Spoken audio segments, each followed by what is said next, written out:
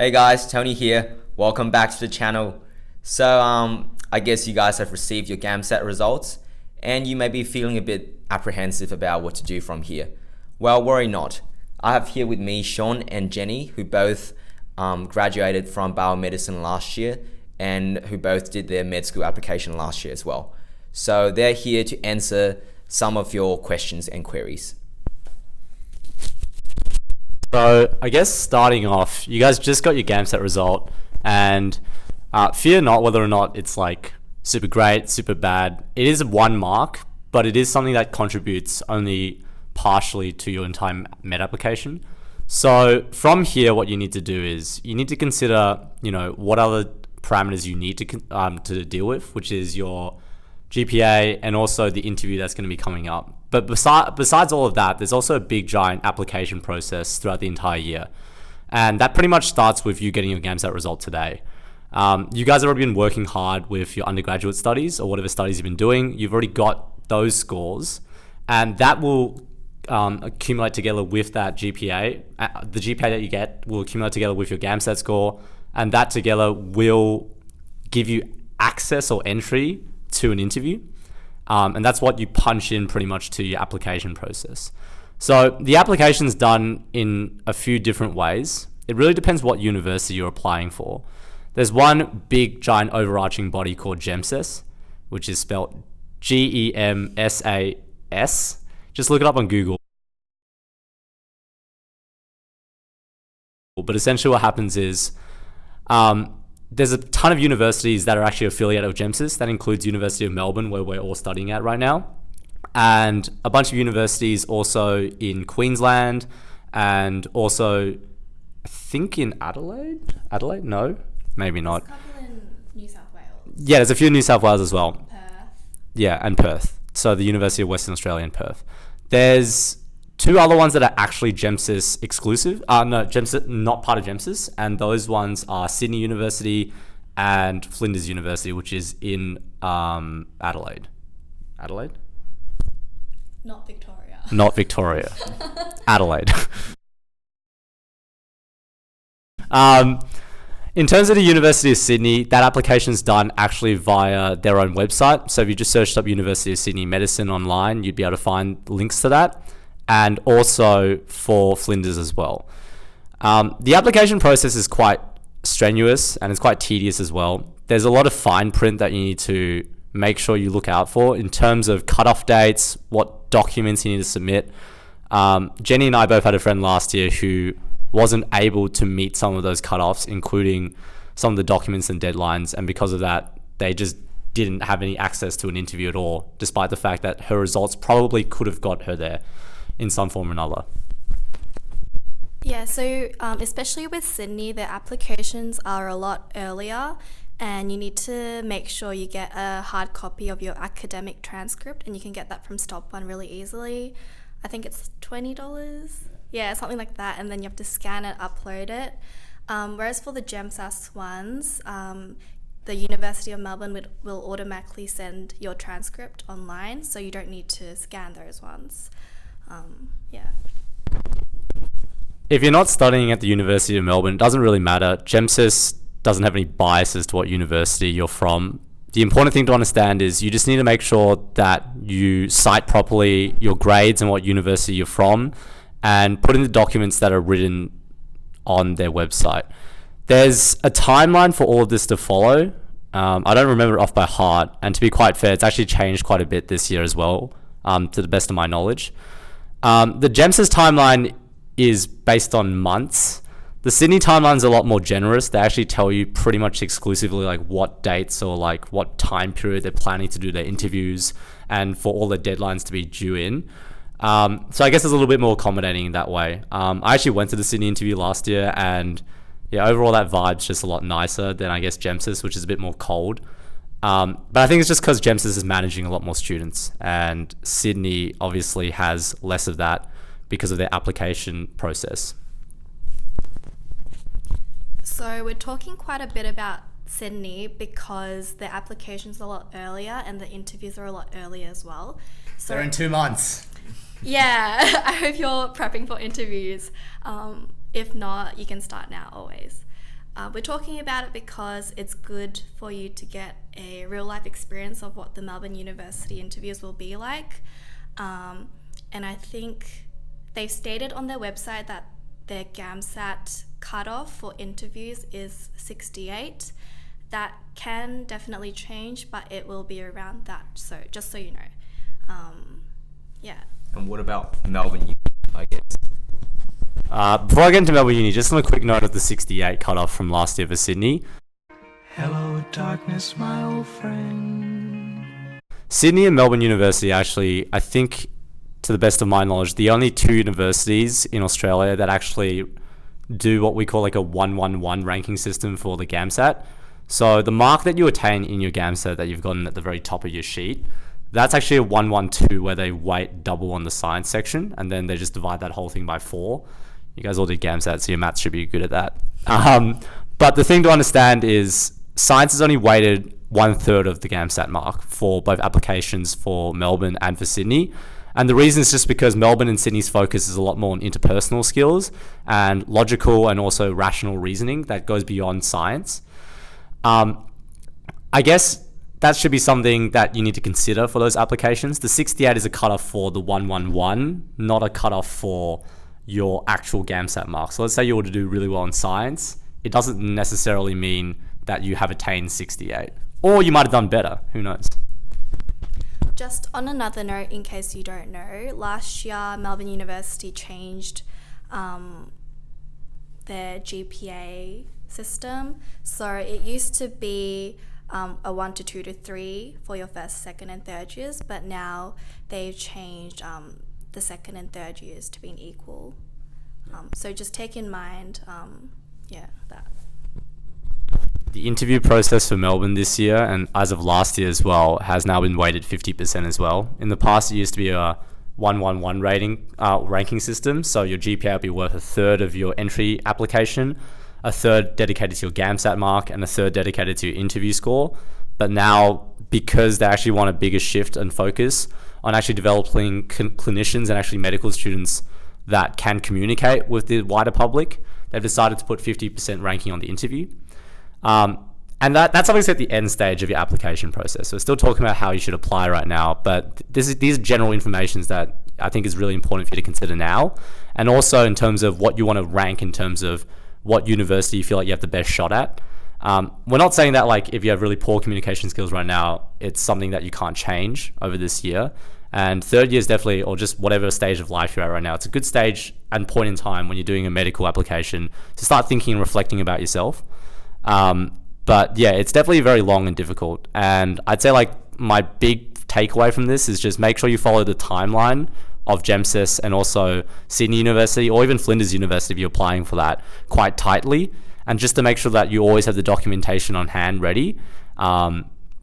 And yeah, I think what was the question you just had just then, Tony, about? So you mentioned that the cutoff for USyd is 68 GAMSAT. Yeah, for GAMSAT. So what about Uni Melb? So do you want to answer this? Oh, you can add on. Yeah. If you guys haven't heard about Paging Doctor, that's like a good website where a lot of medical students and pre-med students can come and discuss, and they make documents like Excel spreadsheets with everyone's scores, like their GAMSAT scores and also their GPA, and I think they have University of Melbourne ones as well, so you can check that out to see if you're within that kind of cutoff line. I'm not part of the department. I don't know their scores. I'm not some inside storyteller about what's going on, but I can say for sure that to guarantee yourself a good placement, just as a general application, just not even just considering getting an interview, but actually getting in the final step of the way, you probably want to aim for something around above 6.7-ish GPA, I'd say, and probably around above 70 GAMSAT as a 111. It doesn't mean that if you had any of these below what I just said, that you're not going to get an interview opportunity and you're not going to get in afterwards. But for sure, if you want to guarantee safety, those are some of the things that you should be striving for anyway throughout your undergraduate. Like obviously trying to get good grades in what you study for, liking your subjects, learning your subjects, and obviously, just doing the best you could in your GAMSAT. But just from like previous recounts and from my own personal experience, I feel like that puts you in a really good position to gain access to not just the course, but also probably like a CSP spot. So those are important things to consider as well, I guess. I guess if you're talking about that, there's a lot of parameters to consider about your application, as in whether or not you feel like you can financially sustain medicine if you weren't going to get a CSP spot or a bonded spot, or whether or not right now your marks actually fit applying for a certain university you want to get to optimize your chances.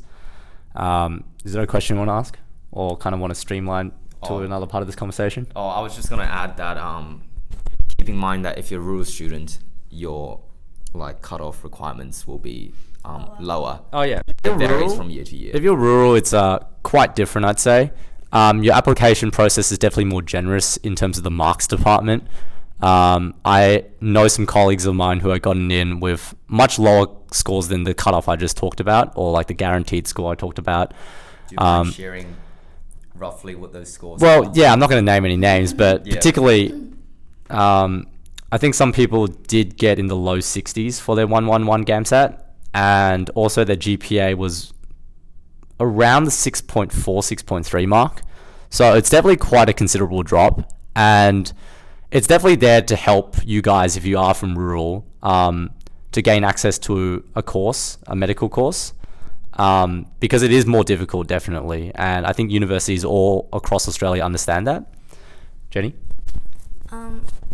I do also want to add that GEMSAS has or is it just the University of Melbourne? They have that special consideration application for any circumstances you're going through. I think it's GEMSAS. GEMSAS, yeah, you can add that to your application, and that could help you in getting a spot too. Yeah.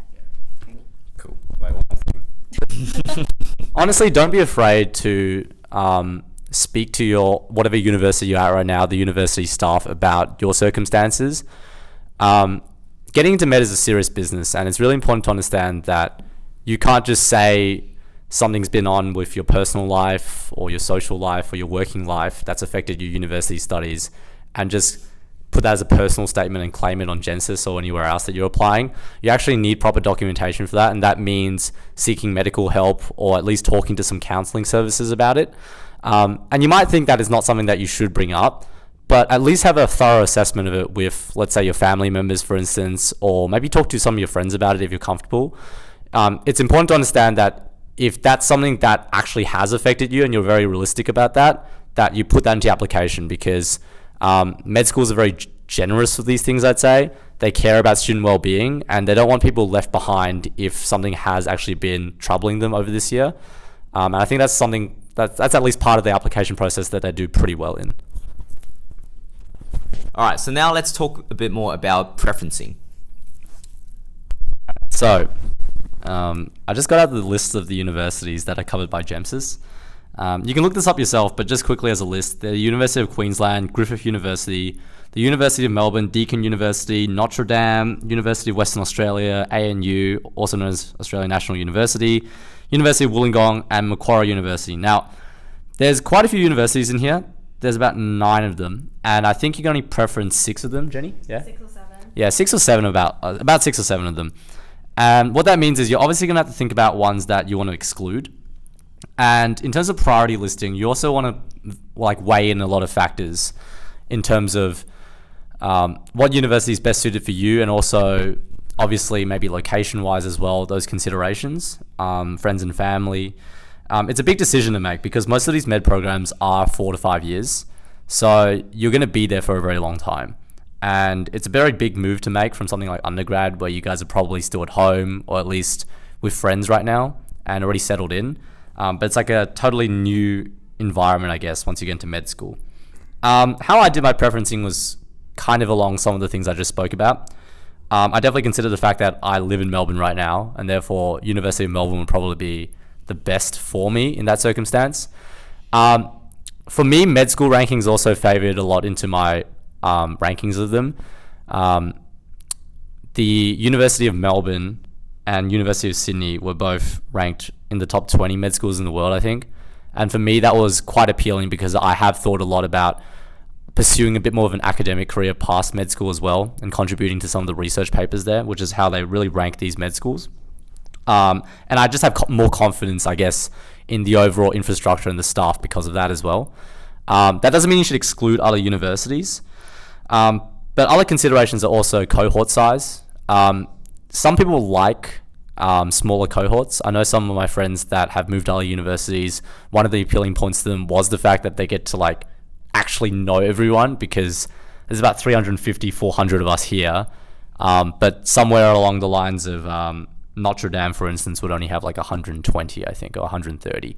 So it's quite different there, I guess.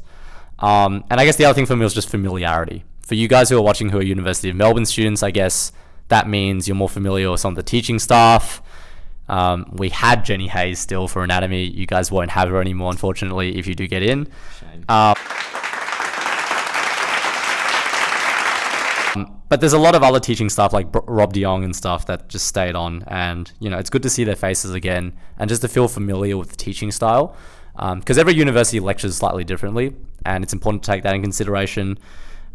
Look, there's a list of a ton of other things. It could be like what research opportunities you get, like what facilities they're associated with, what hospitals they're associated with. Jenny wants to chime in, so she can go. I think also a really big factor would just be your financial situation, whether you'd be able to move interstate, and that might impact on whether you can actually go interstate, or just if you can't get into Melbourne or Deakin this year, if you just try again the next year. Yeah. So, on the kind of topic of pricing, I think this is a good segue into CSP and BMP and forfeit places. So do you want to explain what these terms mean, Sean? Sure. So there's 3 different types of spots you could be admitted to for pretty much most of these universities across Australia for med school. And it's pretty much similar to, I guess, some of the parameters that they have in undergraduate school as well, which is there's a place called the Commonwealth Supported Place, also commonly known as the CSP. And that's pretty much the government saying, hey, we enjoy giving education to children and kids, and here, have a degree from us, which is heavily subsidized by us.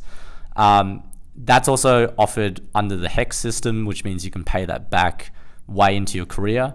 And that just offers a lot of freedom for you to choose what course you want to do, essentially. And it removes a lot of financial burden, I guess, from your immediate family right now. So how much is CSP, Sean? I don't know the numbers. I believe it's 11K a year for 4 years, except you don't pay anything up front. So right now, people who are CSP are paying nothing, and then they pay the 44K back once they graduate. It's pretty good, and even adjusting for inflation, it's pretty good. Yep. So that's that spot. I don't think there's not much else to say about it. Most of you guys in undergraduate probably are in CSP right now. Say how many spots there are. Yep. Oh, yeah, spot-wise, I can't talk for all universities. For us in particular, I think there is a bigger slant to CSP spots at the University of Melbourne. I don't know the exact number. I think it's about 160 last year when they told us, or something like that. It's definitely below 200, but it's in the mid-hundreds. Yep, Jenny wants to speak. But then again, the chancellors all are guaranteed CSP positions if they get into meds, so the number's not as high as that. Yeah. So there's about 40 to 50 chancellors every year that get admitted into the Melbourne University medical program who did undergraduate courses all across the uni, which means really you're looking more at 90 to 100 spots, I guess, if you do the math.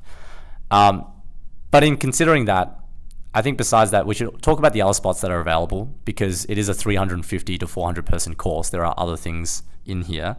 There's a bonded medical program as well, or bonded medical placement spot. And essentially, that's the medical school pretty much telling the government, hey, we want a bigger cohort and we want to teach and give our education to more people. And the government's like, okay, well, we're not obligated to subsidize any more students, but we are happy to strike a deal with your students. So this is a contract between you and the government, not actually a contract between you and the medical school, but a contract that says, yes, Melbourne University will provide you the medical education. And in terms of fees, we'll give you actually a CSP spot, But what ends up happening is in exchange for that CSP spot, you're going to have to work for the government on behalf of the government for a year in a spot that they deem fit for you once you get out of medical school. Which will mostly... That could be anywhere though. Yeah. It could honestly be anywhere. Like rural Victoria could be one of them.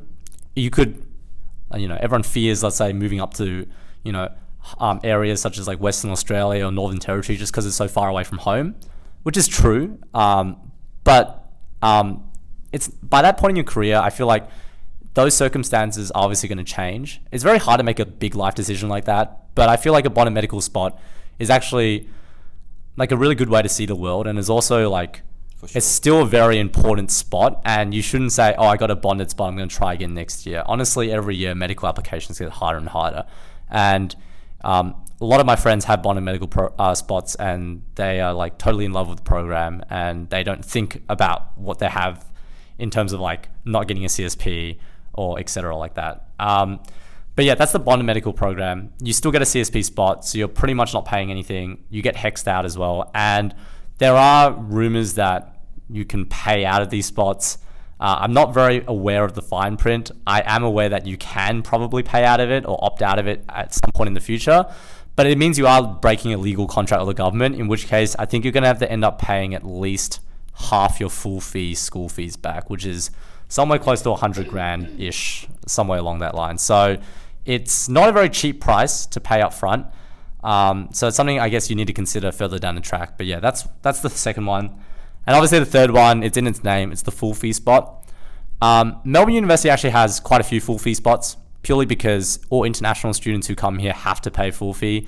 If you're an international student watching, sorry, but that's also upfront payment. It's upfront payment as well. Unfortunately, that's how it goes. Some quick info on the pricing. I believe this year a full fee spot for a domestic student is 68k a year, whereas a full fee spot for an international student is more along the lines of 85, 86k a year-ish. So it is quite expensive. But the prices do change a little bit every year. I wouldn't say it gets any cheaper. It probably does get more expensive. And I also want to add that if even... Oh wait, I hope you cut there. Alright, okay. We'll cut there. Start again. So just go, yep. Yeah. I also want to add that when you accept a medical student offer, you're also accepting which clinical zone you get put into, and that's random. And there is also a chance you get to go to a rural clinical school, and yeah, that's just out of your control. If you want to accept your position, you're accepting the fact that you're going to a rural clinical school in your second and third year. So just keep in mind that too. Alright, so I've heard some rumors about putting BMP above CSP on your preference for a better chance to get into Melbourne Uni. What do you think about that, Jenny? Do not do that. Don't do it. Don't do that. Just put CSP, BMP, and only tick full fee if you're financially able to do that and you're actually going to accept that position. But definitely do not put BMP first. They just give priority first to CSP, BMP, and then full fee positions. Just because you put BMP first doesn't mean that you'll have a greater chance of getting into Melbourne Med. So do you want to explain a bit more about like how they actually rank people? So they'll take into consideration your interview score, your GPA, and your GAMSAT, a 1-to-1-to-1, and they'll just numerically rank all the students from top to bottom. Not 1-to-1-to-1, remember. Interviews 50%. Yes, interviews 50%, sorry. And then they'll just distribute all the CSP positions first from the top student, and then they'll give out BMP and then the full fee. So yeah, definitely don't put BMP first. So I guess what Jenny's trying to say is that, say you have put BMP down as your first preference and CSP as your second preference. If your overall score is not high enough to beat out someone who put BMP second, it's not like you putting BMP first is suddenly going to make you in a better position to get the BMP spot. Ultimately, it comes down to marks first. So if, let's say, they outranked you in the interview and they outranked you in your GPA and your GAMSAT, you obviously have no chance against that person's ranking. And as a result of that, it doesn't matter if you put your BMP first, because even if they put their BMP second, sure, they might have missed out on a CSP spot, but they're going to be the next best placed person for a BMP spot. Melbourne University is going to choose, obviously, the person that they feel like best fits their medical program. And through all those screening tests, they're obviously ranked higher than you at the moment for that. Not saying that's going to be the case, but in case it is. Yeah, so don't try and play the system. I think that's what we're trying to say here. Yeah, it doesn't work. Yeah, it doesn't work. All right. Wait. One more point on that. Melbourne University, especially if you're a student here, you probably know already that if you scored an ATAR above 99, even if you're not a Chancellor Scholar, you can actually get entry to a full fee spot already. It doesn't mean that you don't do an interview. You still practically have to do that interview and pass it and do pretty well in it. But you're already like not having to worry about your GAMSAT, and you don't have to worry about your GPA so long as I think you have above 5 or something like that. And so long as you cop the full. Some absurdly low number for GPA. It's not with GPA. I think it's with WAM.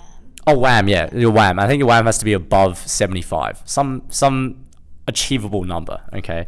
The thing I want to note about that is, and I'm not sure if you're aware of this, which is when you do a GEMSAS application, don't tick full fee for you guys if you are 99 ATAR above for Melbourne University. And the reason is because even if you are happy to pay full fee, Melbourne University already has their own full fee program for you. They would have sent out emails to you guys about applying for that via Melbourne University. It'll be on your student Gmail, so check that. It comes out, I think it's already come out. A few people have talked to me about it already coming out. Make sure you apply for that and say that you're very happy to take a full fee spot if it were to be given to you. Obviously, if the circumstances fit you. But if you applied for a full fee spot via GEMSAS as well, that just confuses the entire system, because it doesn't necessarily mean you're going to be guaranteed a full fee spot. GEMSAS doesn't know that you're underneath the Melbourne University 99 ATAR program, but Melbourne University knows that, and they're more than likely going to do their internal students first before they give out full fee spots to their external GEMSAS students. So you're already covered in the full fee via Melbourne University, and you don't need to apply again via GEMSAS. Just tick CSP and then bonded. And like Jenny said before, just make sure you preference CSP first, because, yeah, don't cheat the system. Yeah, just make sure you sit down with your family sometime and talk about your financial situation and whether you can move into state. Also, just if you're not happy with your GAMSAT and you think it's not high enough, it can be still worth like applying this year. But if not, like, don't give up. There's always a lot of options. We have lots of friends who did honours, took a gap year, doing research projects. So just think about your options, talk to people. Yeah. All right. Well, I think that concludes our little Q&A session. Thank you very much, Jenny and Sean. And I'll see you guys very soon in another video. Peace out. And this is Rish. He's filmed the whole thing for me. So follow him on Instagram. Link in the bio.